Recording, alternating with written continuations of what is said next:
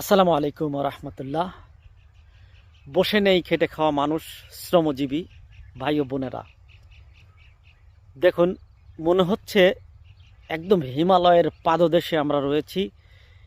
শিশির, ভেজা শিশির, কুয়াশা আমাদের শরীরে লাগছে, একদম হিমেল হাওয়া। কৃষক কৃষানীরা মাঠে এসে কাজ করছে। যারা চার দেয়ালের মধ্যে আছেন, এসির বাতাস নিচ্ছেন বা আরামায়েশের জিন্দেগি পালন করছেন, তারা এর মর্ম বুঝবেন না। বাইরে বেরিয়ে আসুন, জমিনের উপরে দেখবেন কত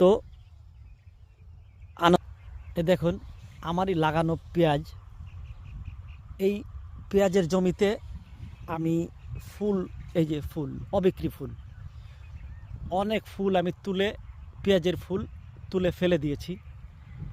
আমি এই শীতের মধ্যেও এই ফুল তুলছি। এটা না তুললে পেঁয়াজ নিচে আসবে না।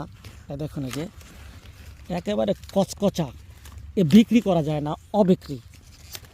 এই যে এই দেখুন একদম কচি, এগুলো ফেলে দিচ্ছি এভাবে। দেখুন কেউ ঘরে বসে নেই, এই যে মহিলা পুরুষ সবাই মাঠে।